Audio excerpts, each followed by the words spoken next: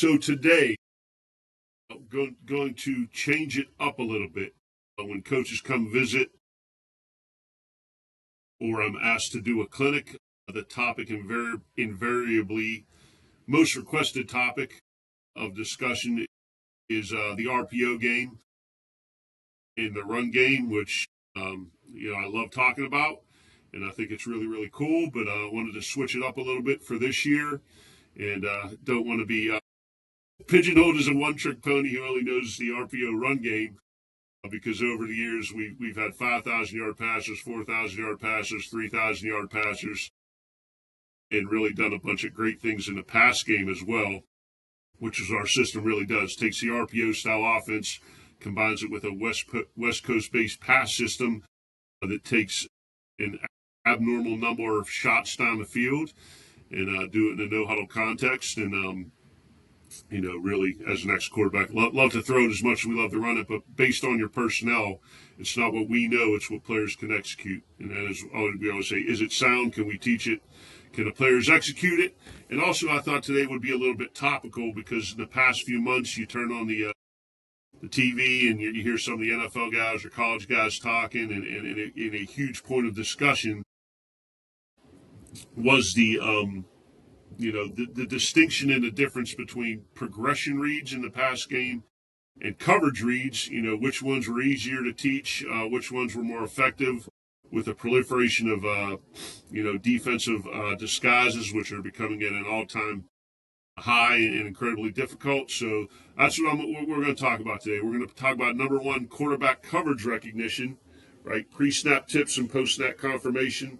And then we're going to go through a handful of progression reads and some of the things that we utilize and teach along those lines, and then talk a little bit about specific pass routes that are coverage reads, meaning where the side of the field you pick and how you progress is dictated on your post-snap recognition of the coverage. So you can't know which side of the field to work in a coverage read or know what type of coverage you're attacking with the routes in the progression read if you don't know what the coverage is.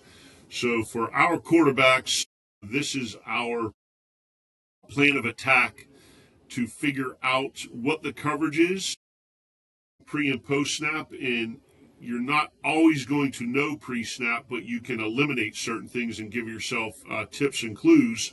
And then once the ball is snapped, the defense has to declare. So that's why we use the term pre-snap tips and post-snap confirmation.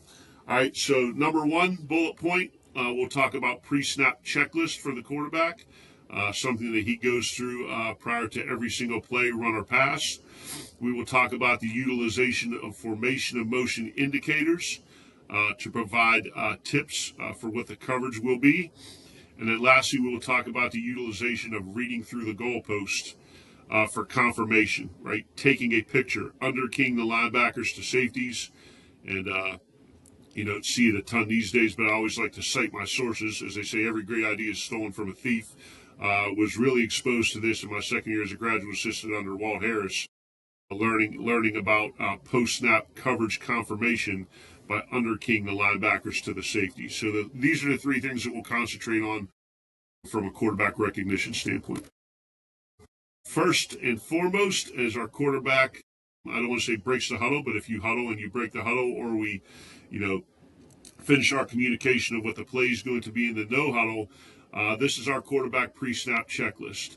All right, so the first thing that he wants to look at is the shell. He wants to see if it's one high or two high.